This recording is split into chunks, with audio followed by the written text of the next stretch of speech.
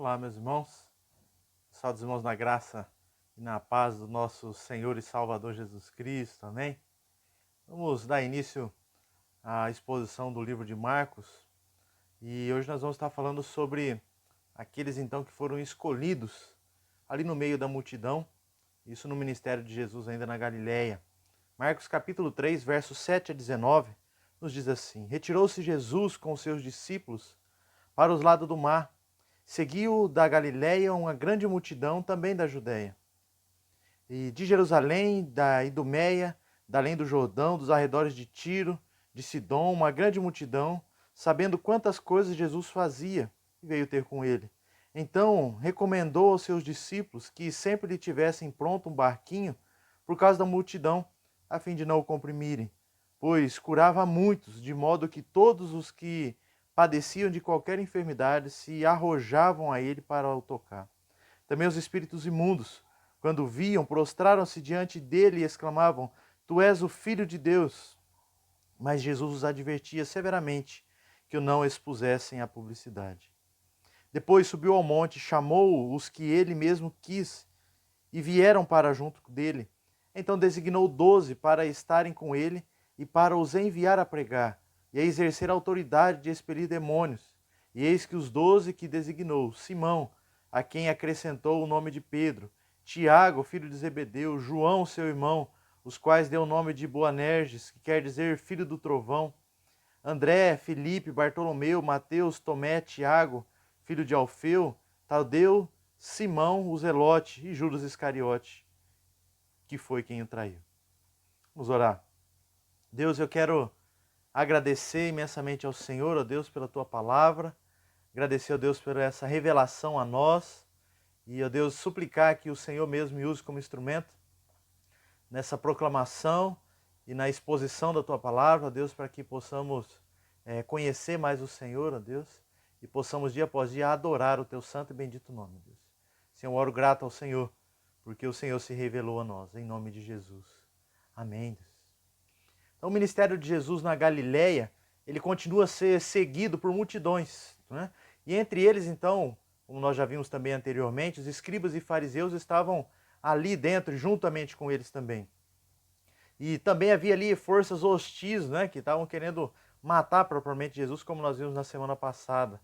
E Jesus continua a pregar e a ensinar à beira do rio, para a multidão e os discípulos.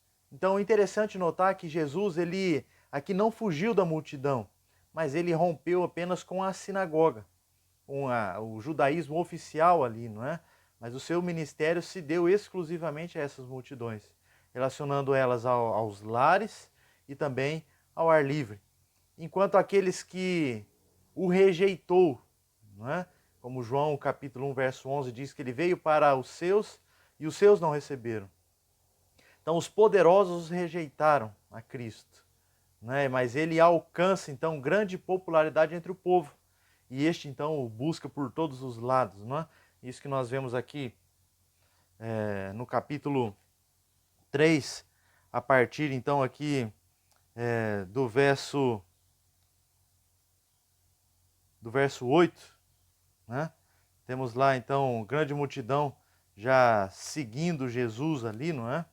Temos lá do norte, do sul, não é? Do leste, do oeste, né? Tiro, Sidom, Samaria, Jerusalém, ou Judéia e Jerusalém. Temos lá além do Jordão, não é? Temos lá da Galileia.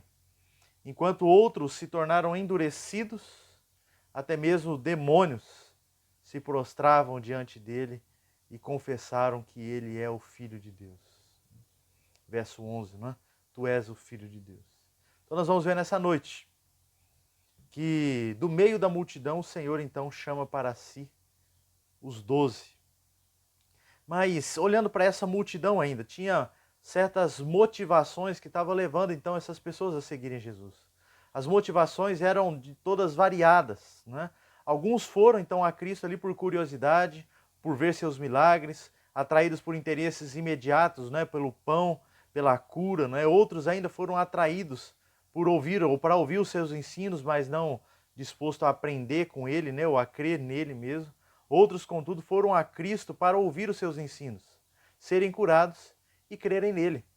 E a multidão que estava ali, então, juntamente com Cristo, estava sendo oprimida por Roma, e eles, então, estavam esperando um Messias político, que viesse, então, quebrar o jugo da escravidão, colocar, então, a nação judaica aqui e o povo, então, sobre um governo mundial, não é?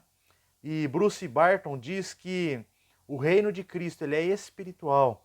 Ele começa não com o destronamento do governo humano, mas começa com o destronamento do pecado no coração dos homens. E é isso que Cristo veio fazer, que João Batista deu início, né, falando sobre arrependam-se, né? Então, essa busca pelo arrependimento aí, em abandono de pecado. Então, aquela multidão veio até Jesus também, ela é um espelho da multidão que se reúne hoje nos templos. Pessoas vêm, né? Porque já ouviram quantas coisas Jesus já fez e está fazendo e fará. Né? E muita gente ainda é levado por momentos, né? E onde está acontecendo mais cura, eles correm para lá. Está acontecendo algum outro evento, eles correm para lá, não é? E a gente tem esse grande número de multidão aí que é levada pelos ventos de doutrinas também. Então as histórias, né, elas se multiplicavam também daqueles que eram cegos e agora estavam enxergando, daqueles que eram surdos e agora estavam ouvindo, daqueles que eram leprosos e agora estão limpos, daqueles que eram paralíticos e agora anda. Essas pessoas então testemunharam daquilo que Cristo fez, não é?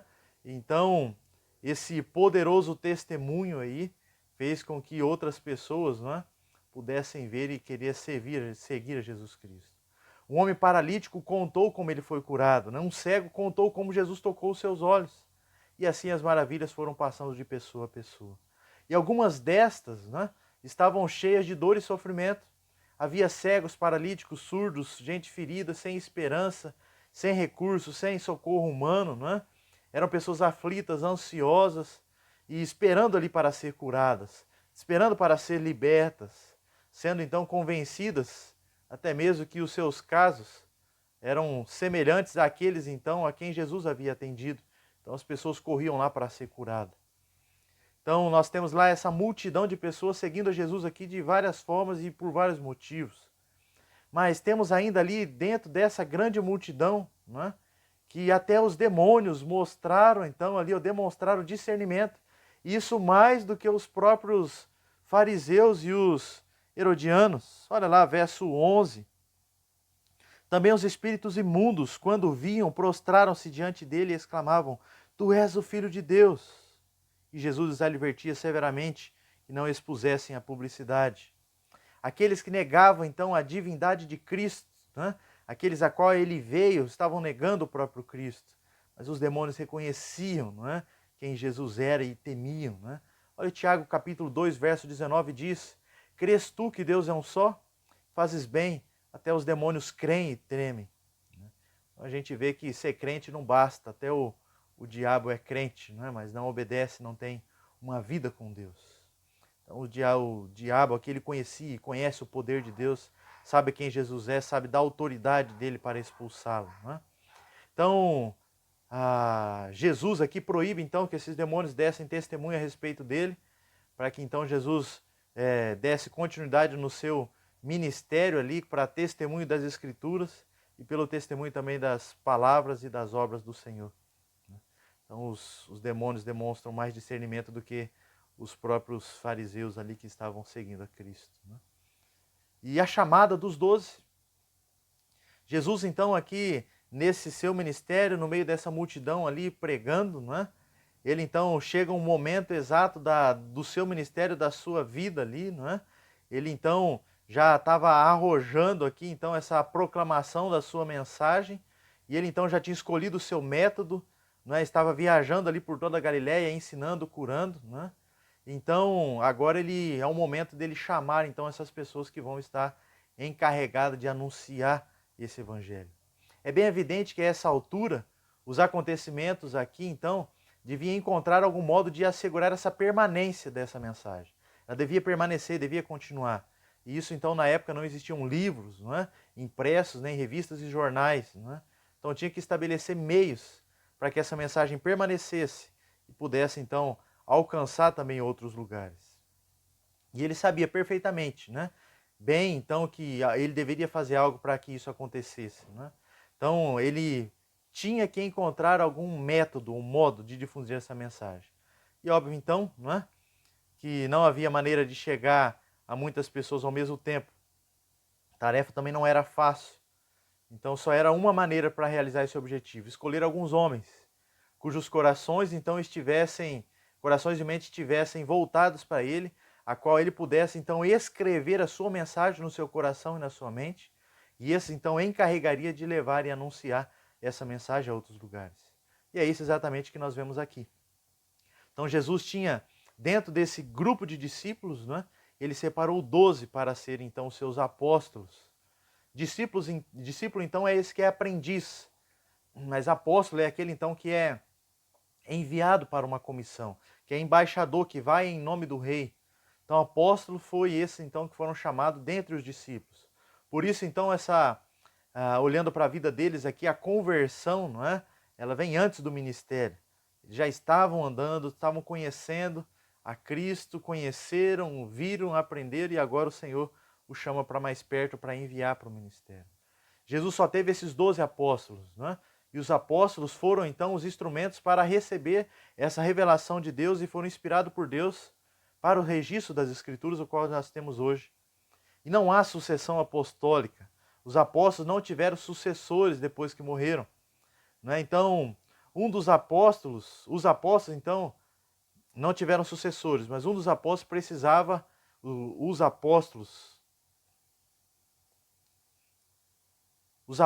precisavam ter visto Cristo ressurreto.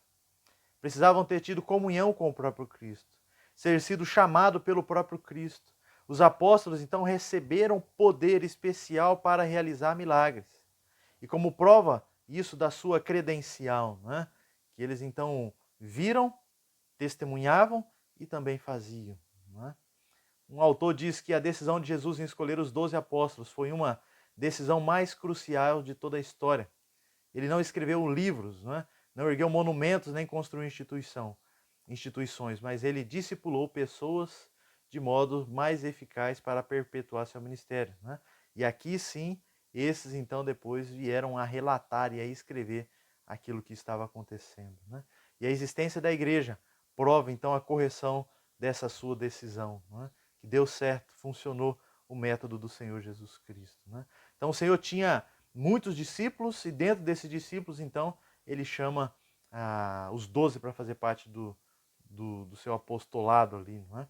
E o chamado de Cristo, meus irmãos, ele é soberano e ele também é eficaz.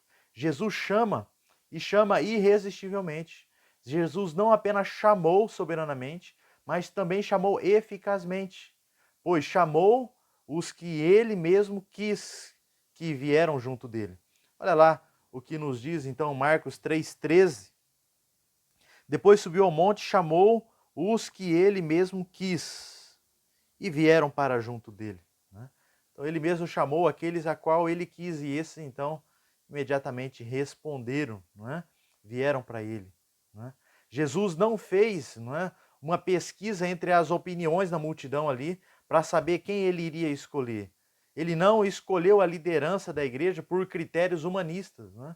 Jesus então chama a quem ele quer. Por quê? Porque ele conhece, ele é soberano. Ninguém pode frustrar os seus planos e os seus desígnios. O Senhor Jesus não tinha um sonho aqui, de pensar, eu quero uma liderança que seja assim, assim, assim. Não, ele sabe, ele faz e ele chama e esses então respondem. Ninguém pode frustrar os seus planos e desígnios. Então ele decreta, ele manda. O chamado de Cristo, além dele ser aqui então soberano e eficaz, o chamado de Cristo também ele é incondicional. Os homens os quais o Senhor Jesus chamou, eles não possuíam qualidades aqui, olhando humanamente, especiais para a função. Não eram endinheirados, não desfrutavam de posição social então influente, nem tinham recebido educação especializada. Também não eram líderes eclesiásticos de alto nível. Eles não eram os líderes da sinagoga, Eles eram 12 homens comuns. Na verdade, Jesus escolheu homens limitados, pobres, iletrados, de temperamentos explosivos. E nós já sabemos, não é? Que olhando aqui, e jamais nós mesmos escolheríamos esses homens. Mas o Senhor os chama porque o Senhor os conhece, não é?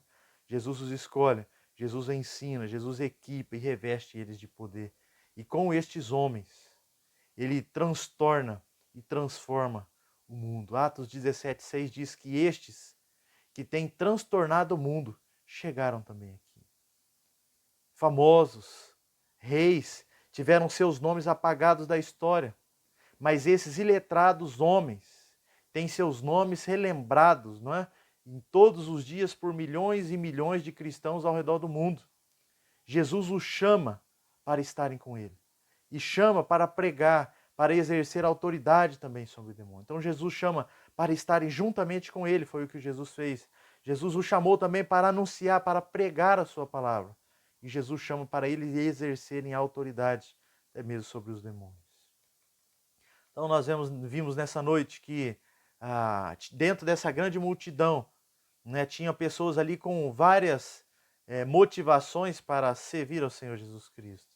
Dentro então dessa multidão, né, tinha até mesmo demônios ali que demonstraram até mais discernimento do que os próprios escribas e fariseus, né? Por quê? Porque eles conheceram, não é? Eles reconhecem quem Cristo é, não é? Eles conheceram e eles temeram ao próprio Senhor Jesus Cristo. E por fim, então, o Senhor Jesus chama dentro daquela multidão 12 homens para si, para dar continuidade no seu ministério. E vimos então que nesse chamado de Cristo aqui, desses 12, ele então chama, não é, dentro dos discípulos, chama os apóstolos, e esse chamado ele é soberano, ele é eficaz, esse chamado também ele é incondicional, né? Então, não tem qualidades especiais aqui, mas o Senhor chama incondicionalmente, independente de quem eles são, porque o Senhor os equipa, prepara e reveste eles de poder. Então a gente olha para essa marca do ministério do Senhor Jesus Cristo, pregando para a multidão e chamando pessoas para perpetuar essa sua mensagem. Eu posso chamar vocês para virem a Cristo, até perder a minha voz, eu posso gritar, posso pregar de certa forma que posso até perder minha voz. Contudo, ninguém virá a Cristo senão aqueles que sentirem necessidade dele, do próprio Cristo. Mas você precisa dele tendo consciência disso ou não. Você tem uma doença mortal, não é? Crônica, que nenhum médico pode te curar. Nenhum médico da terra pode te curar. E essa doença se chama pecado. Por mais religioso que você seja, por mais moralista que você seja, você está contaminado por essa doença mortal. A menos então que Jesus o perdoe, liberte e o salve. Do contrário, tu estás condenado. Não há nenhuma esperança para você se você não for ao Senhor Jesus Cristo. Somente Ele, somente Cristo, Ele é caminho, verdade e vida, não tem outro. Então, meus irmãos, para se livrar dessa doença mortal, mais mortal do que o próprio Covid-19, o coronavírus aí. Alguns estão morrendo de coronavírus, mas outros estão morrendo. E é importante lembrar e deixar claro na sua mente que você precisa reconhecer Cristo como Senhor da sua vida. O Senhor também nos faz um convite para seguirmos a Ele. E esse convite ele é incondicional, independente de quem você seja, de como você está. E Ele nos capacita para andarmos com Ele, para fazermos a sua obra. Todos nós temos limitações. Jesus pode transformar um Pedro medroso em um ousado pregador. Ele pode transformar, não é, um João explosivo no discípulo de amor. Ele pode então transformar Tomé, aquele cético, né, e incrédulo, em um homem crente. Ele pode usar gente como eu e você na obra dele. Podemos hoje estar então no meio dessa multidão, seguindo ao Senhor Jesus Cristo por causa dos pães, por causa dos peixes, ou apenas por aquilo que temos ouvido falar, que Ele curou, que Ele libertou, ou apenas por curiosidade. Mas o Senhor já nos chamou para irmos a Ele, já fez o convite. Vinde a mim, todos que estáis cansados e sobrecarregados. Reconheça-o como seu Senhor. Entregue a sua vida a Ele. Reconheça que você é pecador e que precisa de alguém para salvar a sua própria vida. E somente Ele é Salvador. E seja então usado por Ele. Estamos vivendo então em dias que parece que não tem mais solução. E às vezes nos perguntamos quando isso vai passar, quanto tempo isso vai durar. Mas, meus irmãos, lembremos que a solução de tudo está no Senhor Jesus Cristo. Somente nele, somente Ele pode curar a sua alma. Somente Ele pode te libertar do seu pecado. Somente Ele pode te salvar. Pode ser que alguns desses que estão ouvindo a mensagem aqui já tiveram o Covid, não é, o coronavírus. Alguns já foram curados, restaurados. Amém, glória a Deus por isso. Pode ser que você que esteja ouvindo essa mensagem agora já teve o Covid-19. Pode ser que você já foi curado por ele. Pode ser que você não teve o coronavírus, mas você teve outra enfermidade. E como a gente sabe, tem muita gente ainda morrendo não de Covid. Então não sabemos se nós vamos pegar, se nós vamos viver ou não, mas o que nós sabemos é que a nossa solução e esperança está em Cristo Jesus. Você precisa de Cristo para curar a sua alma. Você precisa de Cristo para ser liberto do seu pecado. Você precisa de Jesus para a salvação da sua alma.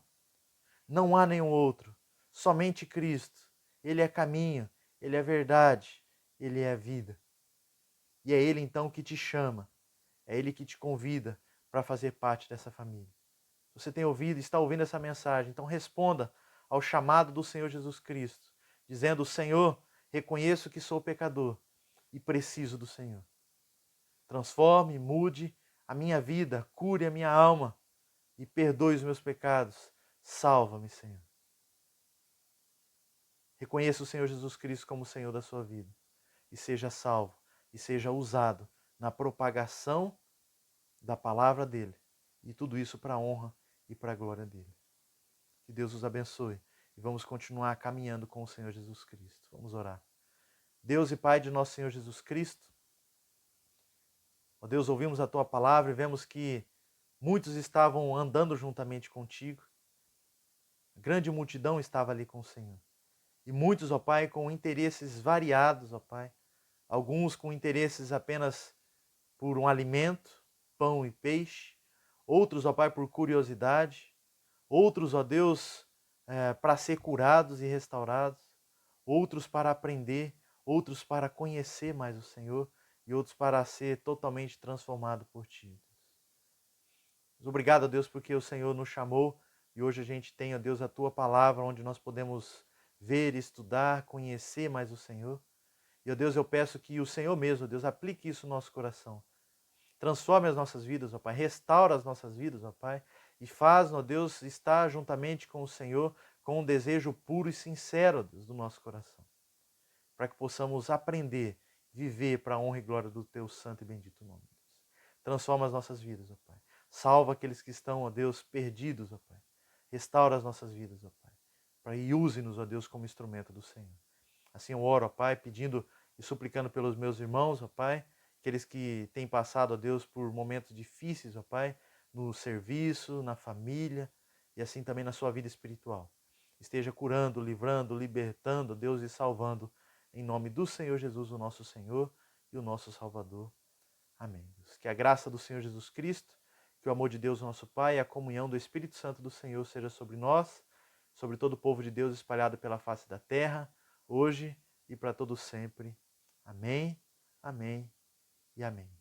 Que Deus abençoe, meus irmãos. Fiquem em paz, fiquem firmes e vamos seguir a Cristo dia após dia. Deus abençoe.